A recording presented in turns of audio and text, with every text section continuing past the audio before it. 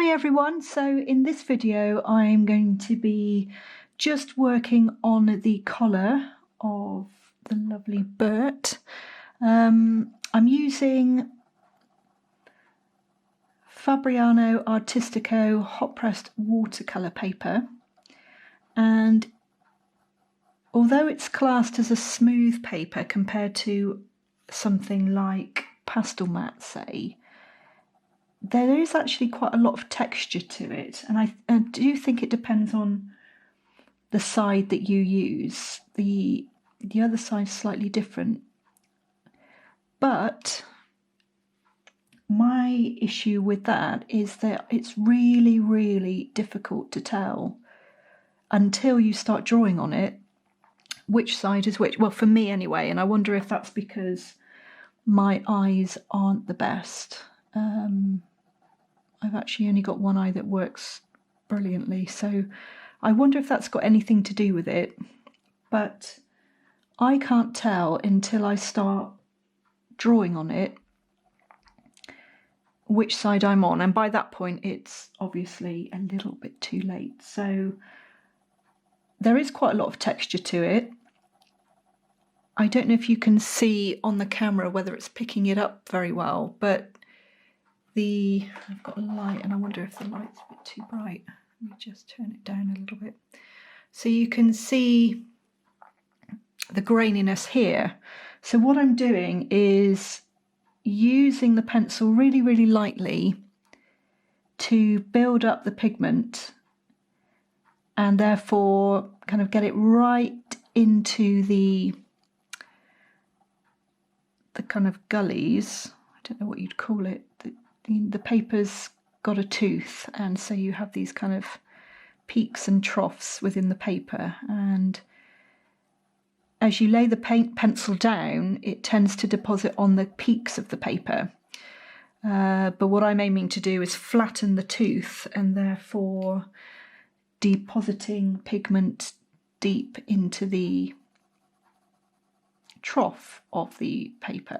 So but to do this you need to build it up, and if you flatten the tooth straight away by using a really heavy hand and really kind of burnishing, they'd call it, which is flattening the tooth, you then are unable to add more layers, which is quite problematic when you're trying to build up lots and lots of colours. So there is a reason for using a light hand and building up the colours and the pigment slowly, and that's to get lots of depth and to be able to use lots of different colours on top of each other. So I'm using the Caran d'Ache Luminance, I don't know if I've got any Pablos in this, the Polychromos and the Luminance pencils, and possibly a couple of Pablos, but we shall see. Now this collar is a really interesting blue. I've always struggled with blues, and I don't know whether that's because I'm so used to using browns and all of that earthy tones, and so when it comes to actual block colours, bright colours, I find it a little bit tricky, but that's okay. It's all part of the learning process, and every time you do it, it gets a little bit easier. So I don't know if you can see now, it's starting to smooth a little bit. I'm not too worried about getting it really smooth, because actually most things in life have a little bit of a texture to them. They're not 100% smooth, but what I'm trying to do is just create some areas of shadow, and then areas where the light hits, which is the slight curve of the collar, and I want to make that look curved. So to make something look curved, you need to put the shadows in the right place and also the highlights in the right place. So this section's quite dark up by, obviously the dog's head is then creating shadow onto the collar, because the collar tends to sit, this dog's got quite short fur, but it tends to sit tucked underneath the kind of ruff of the neck on the dog. And sometimes it does really help to think about. Now I've got to be careful here because I've used quite a lot of yellow ochre and lots of browns, and if I put too much blue anywhere near the brown, I'll end up with green, which I don't want the dog to look like it's got a kind of green mouldy neck. So just something to be aware of when you're mixing colours. You know, yellow and blue, the two primary colours, you'll create green, which I really don't want. So I'm going to counteract the green with the Polychromos Helio Blue Reddish. So there you go, adding a little bit of red and just increasing the pigment on this shadow area.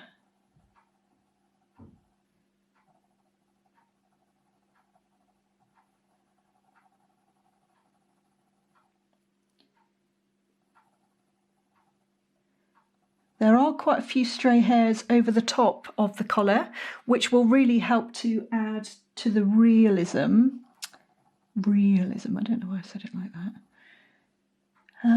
But what I'm going to do is use my slice tool to pick up some of the pigment to create that look of hair coming over the top, and it's fantastic for that. But I would say that you've got to make sure that you've got enough pigment down to be able to scrape it back off again, otherwise you'll damage the paper. A lot of this is trial and error. You can see I've got a selection of blues here and they're still not quite right, so I'm going to use the genuine cobalt blue to try and smooth some of the highlights.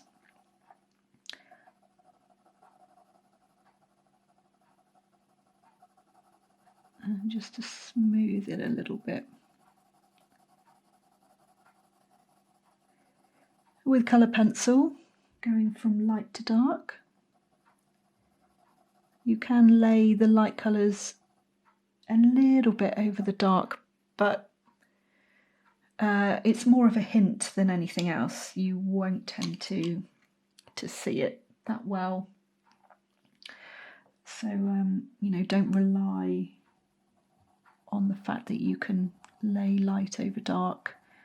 Some of them that are quite opaque, like the white, especially the Caran d'Ache, the wax-based pencils, you'll definitely be able to lighten the pigment.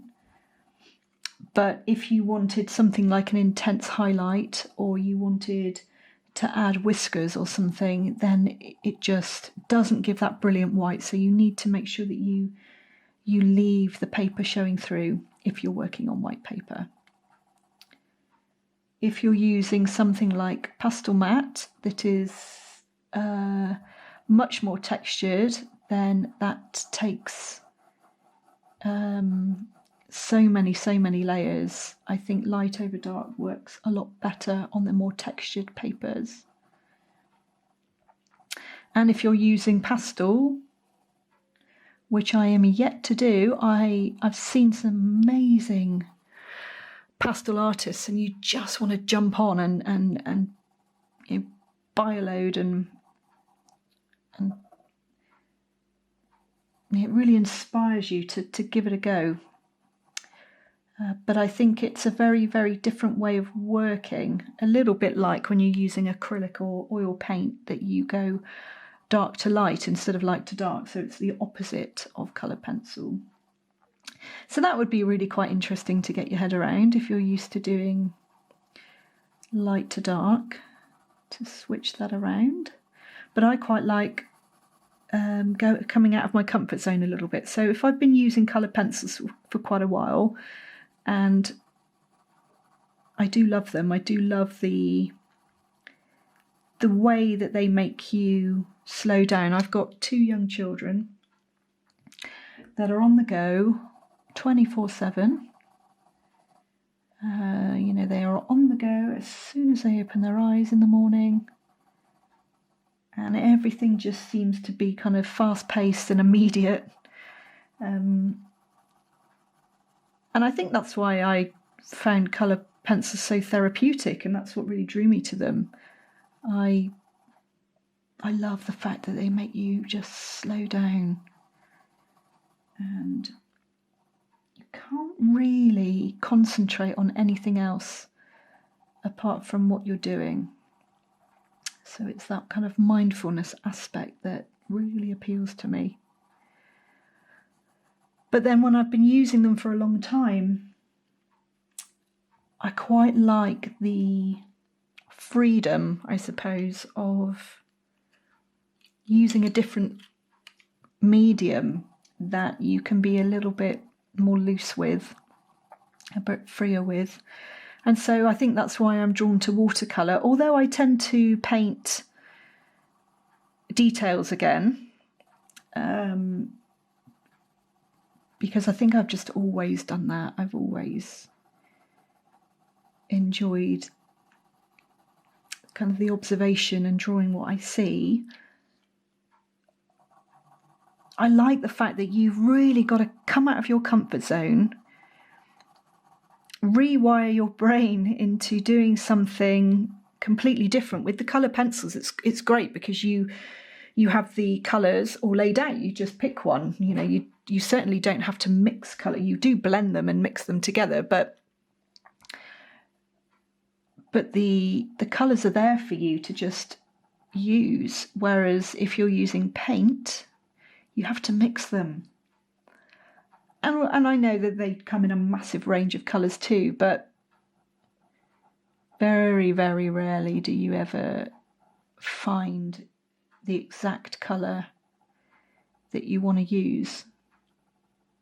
It has to be mixed with something else. And also the fact that, you know, you have to really think about which ones are opaque and which ones are transparent, because if you've got something like a white, well, white will knock out everything else and it will almost ruin. Obviously there's a place for white, but a bit like with the colour pencils, I tend to leave the really, really bright highlights free of any paint, so it's the paper showing through. But yeah, you know, if you get too heavy-handed with a white, you can just knock out any pigment. You end up with a milky consistency, no transparent. You can't see all the lovely colours that you've added and mixed together to create something. It just overrides everything else. So that's been quite a fun thing to learn. Learning by mistakes, usually. Sorry about the banging, that's my children above my head. See, we're still... Well, now it's the summer holidays, which is actually no different to since March this year. They've been at home since March. So, although it's the summer holidays, it's not any different to the last few months. So we've all been at home together.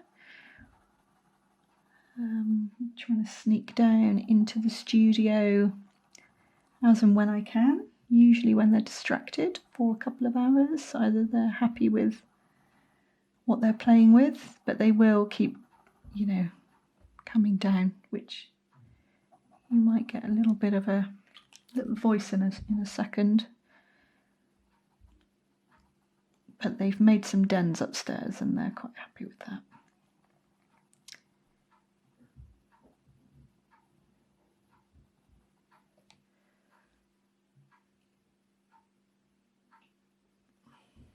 I'm starting to quite like this colour that's, I think,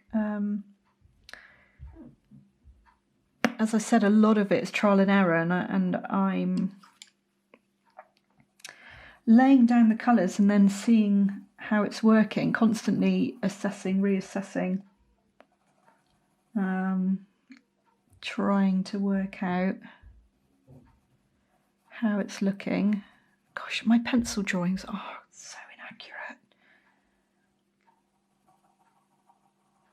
Sometimes I come across a line that I've drawn and I have no idea what it is. Does anyone else do that?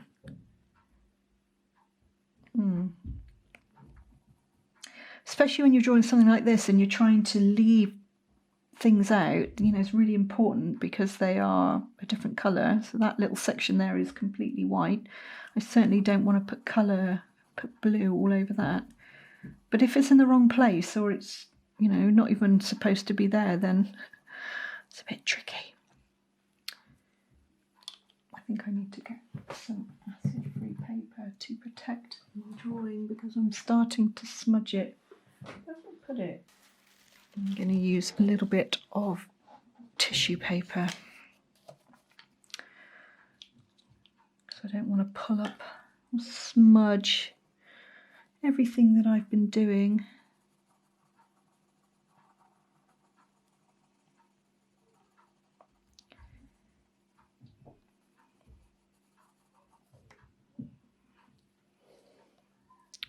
Colour's this? Phthalo blue.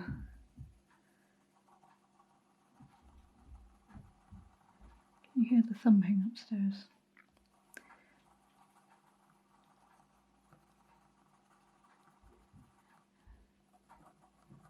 Might find that Delilah, our cat, comes in a second to escape them. She likes a bit of peace and quiet just like me.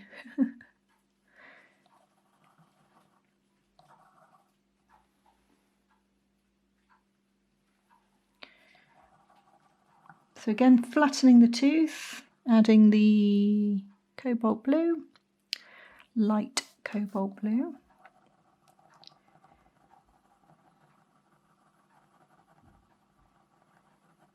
And what I tend to do is start with a section, move on to another one, and then I can kind of reassess the colours and how they're looking, because tone is relative, and until you put the rest in, it's hard to know how dark to go.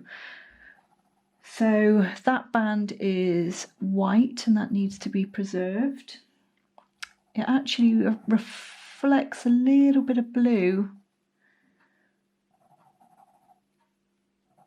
but I'm going to leave that till last because I don't want to overpower the blue.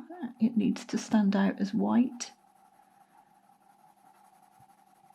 So using a light hand and using very, very big oval shapes just to cover a big surface area without having those stop-start lines, because they're quite difficult to get rid of. Now you can see I've outlined around this section, which is probably a big no-no. I try not to do that too often, but I knew I needed to preserve a highlight and I needed to know where it was. The other part to think about is how dark is this section going to be, and I knew it was going to be the darkest part of this. So I did have a little bit of leeway and I was able to then draw that line, but I'm hoping that it's light enough that it will just blend away once I put the rest of the blue in. But it's not ideal really. I probably wouldn't recommend doing that, but I couldn't really see any way around it because I needed to be able to see where it was. Again, using really big oval shapes just to get the pigment down.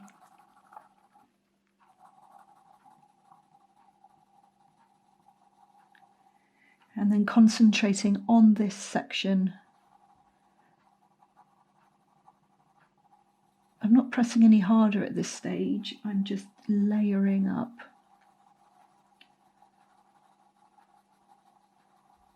And again, you're not going to be able to tell how light this highlight needs to be until everything else.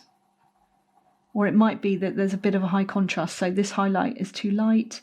When you get the shadows in, you can tell it needs to be darkened slightly just to tie it all in together so it's not such a high contrast. There needs to be a little bit of the camera's picking up some weird colours just here, which are not there in real life. That's weird. I don't know why that is. Right, so there's a shadow. This is like piping around the collar, that white section. So anytime anything's lifted, there's usually a shadow underneath, just to create that illusion that it's 3D and it's popping off the page.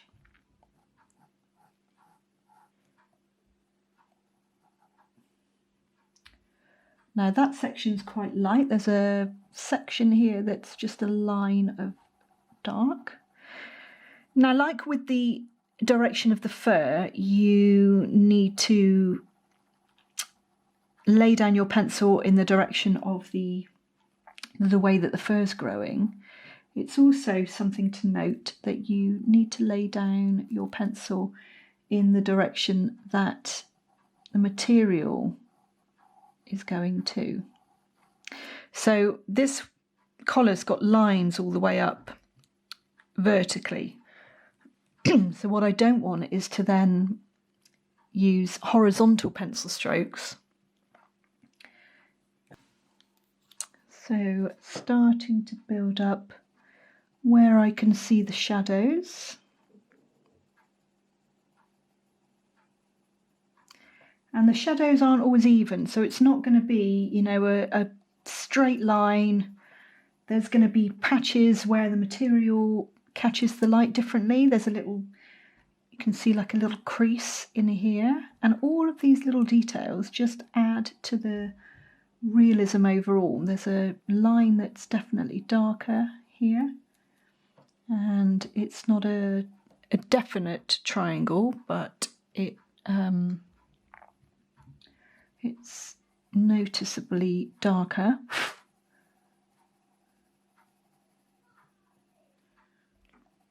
Adding that shadow under the piping, making sure that stands out. That's generally all along, but it's not a consistent line. There's some darker parts, there's some lighter parts. And you can see adding the shadow next to the white really makes it start to pop out, which is what you want.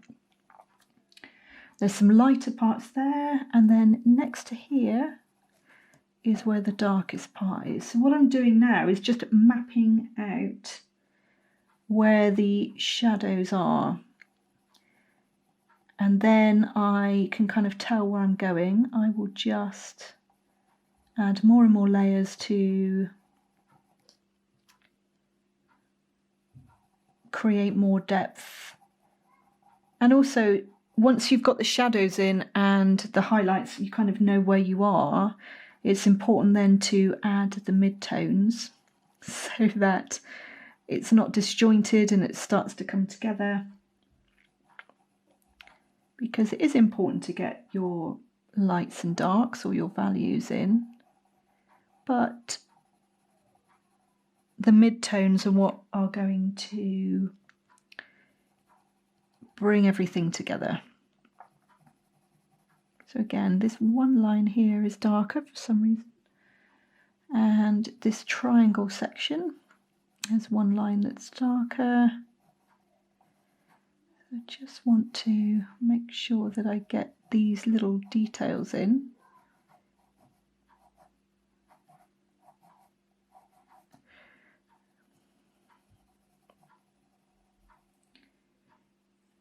Which all add to the overall effect.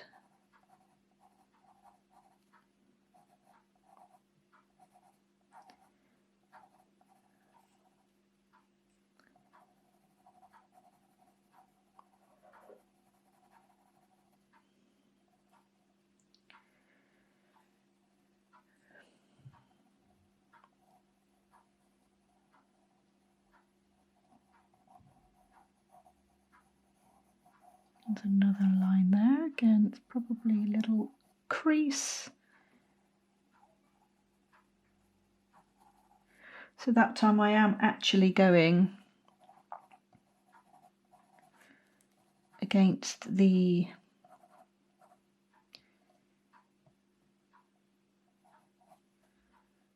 direction of the material, as I said before. So I'm creating a definite line.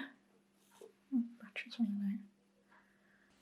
So I've got the basic shadows and highlights mapped out, and now I just need to up the pigment. I'm going to go in with a lighter blue again in the highlight. It's not a big highlight, it's not, you know, bright highlight, but it's definitely lighter than the rest of it. I just want to, again, a light hand, big circular motions. I just want to flatten or fill in the troughs a little bit so it's not so grainy. Obviously, it depends on the look that you're going for. I mean, I'm saying that you need to lift, you know, get rid of the graininess, but if that's the look that you want to go for, then that's completely up to you. I just feel like if the grain is there, then it looks a little bit unfinished. But each to their own. I think, you know, the time to just make note of that is if your drawings are looking grainier than you would like them to be. So that's how I would go about getting rid of that.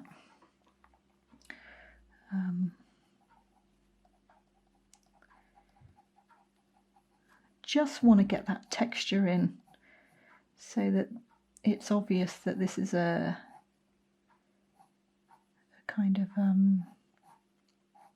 and my pencil's not really sharp because I don't want really dramatic lines. I want it to be soft. I want it to just be a hint of lines, not massively drawn in. And also, one thing to be aware of with stripes or lines or whatever is if to get some perspective. So if the collar's further away from the eye, then the lines are going to be closer together. And the closer they get to the front or your eye line, the further apart they are. So what that's going to do is then create the curve, the illusion of it curving around. So that's another little trick just to be aware of, that it's really about observing the reference photo as closely as possible and noticing things, not just looking, but really noticing all these tiny details, all the little kind of nuances in colour, and because they make a massive difference to the end result. But they do take time. But it's worth not rushing, I think. Sorry about the light. It looks very odd, doesn't it? I suppose it's a bit pigmented there. This is quite light. I've only done a couple of layers there. And I'm just going over the lines a little bit more. There's actually quite a dark section here.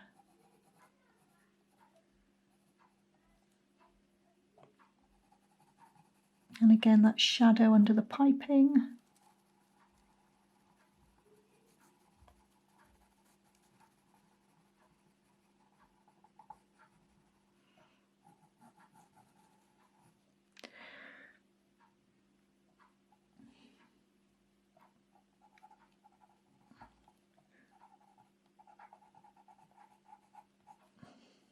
Using little scribbly strokes just to, but following again the curve of the collar. And there are some sections in here that are lighter than the other sections, and they don't necessarily follow what you think it would do. So again, that's another important point. It's not always what you think it's going to be. So try to possibly shut down that part of the brain that draws what you think should be there. It's actually draw what is there, and that can sound really weird, and But I think that was a massive turning point for me in coloured pencil work when I slowed down, I stopped rushing, I really stopped and looked at my reference photo and spent more time looking at my reference photo than I did my actual drawing, you know, constantly turning my head to look at the reference photo before I lay anything down on the paper, instead of, you know, ploughing along, which is what I can, you know, I definitely did that to begin with, definitely. It's like your brain says to you, well, you know, you've seen it a couple of times, you know what it looks like, just get on with it. But actually, that's when I found things started going a little bit pear-shaped, because my brain was filling in the gaps and it just wasn't, you know, the brain's a very, very clever thing. But it also can play tricks on us.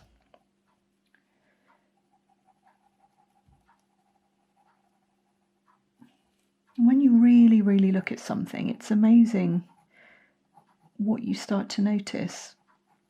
Things that you would never think would be there.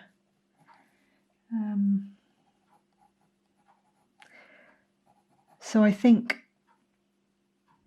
just looking at things differently, and instead of drawing what you think it should look like, actually just a collection of shapes, and then seeing it come together. So instead of me looking at this collar as a whole piece and thinking, right, it's a collar, I just need to draw a collar shape, and I'm looking at the shapes within the collar, concentrating on a tiny little section at a time. And then when you take a step back, it's amazing how it comes together. I need to darken up those shadows. Oh, bum, look at that. Best thing to do when you make a big fat mistake, like drawing a line right in the middle of my white section, is not to panic. I think what I'm going to do, it's a really good example now, I'm not going to touch it. I'm going to carry on.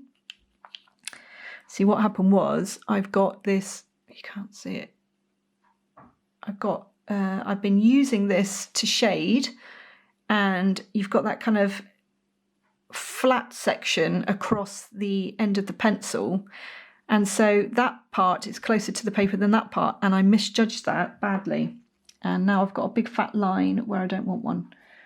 But I'm going to leave it and come back to it when I finish the rest and see how it looks, because if I start trying to rub it out or go over it with another pencil, I could end up digging myself into a bigger hole. So don't panic. We all make mistakes. We all go wrong. But I think in this case, it's just about how we go about correcting it. And believe me, this is not the first time. There was one time I was really near the end of a commission, really close to finishing. And it was a really, really big piece. So it had taken many, many, many, many hours. And I was sharpening my pencil with a new sharpener that I had. Which one is it? I've talked about this one before. It's the M&R, very heavy bronze, and I was holding it. I better not do it now. And can you see there? The blade is exposed. Can you see that? Blade's exposed. So I was sharpening my pencil and I cut my finger. And it's one of those cuts that they don't hurt immediately, a bit like a paper cut. and I proceeded to bleed all over the white section, which is typical, isn't it? It wasn't on a section that you just didn't notice. It was on the white section of the paper. And I gotta say, I did panic a little bit with that one.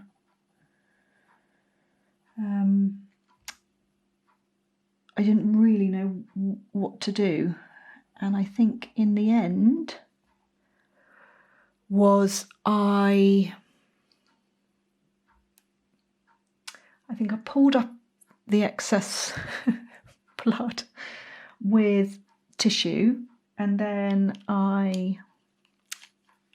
as I have 2 small children, I had some wet wipes handy, and I just dabbed and it brought it up.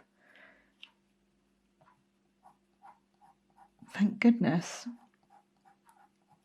That was quite scary. That's probably one of the worst.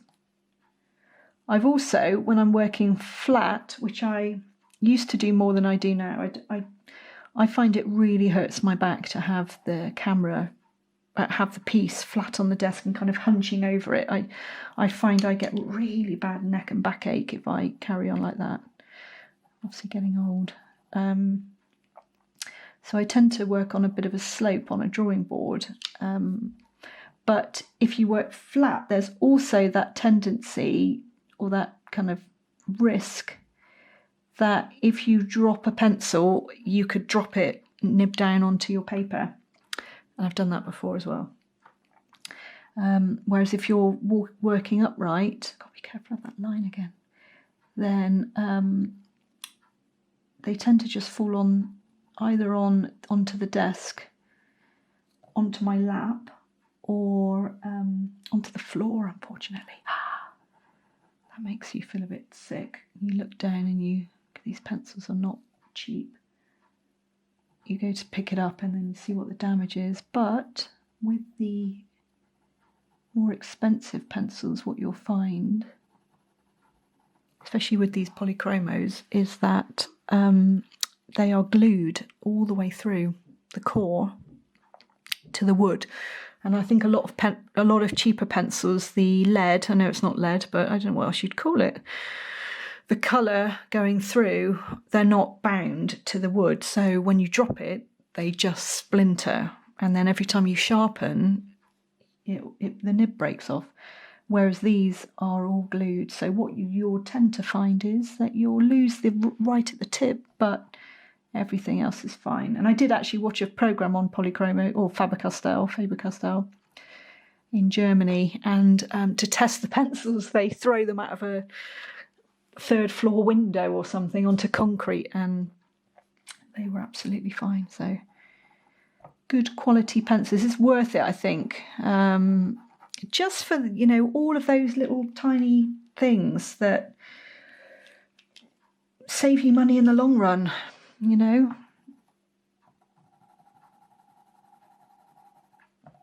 just go over with this. What colour is this one? Light blue, that's easy. Just to blend that a little bit. And what I might do is actually just leave that section and then come back to it when I've drawn a little bit more. So I think that's it for today. Well, for this video anyway, I'm going to carry on. As you can see, it takes quite a long time I'm using this selection of blues. It takes quite a long time to get anywhere with colour pencils, but that's one of the things I love about them. Makes you slow down. So thank you so much for watching, and I will see you in the next video. Bye for now.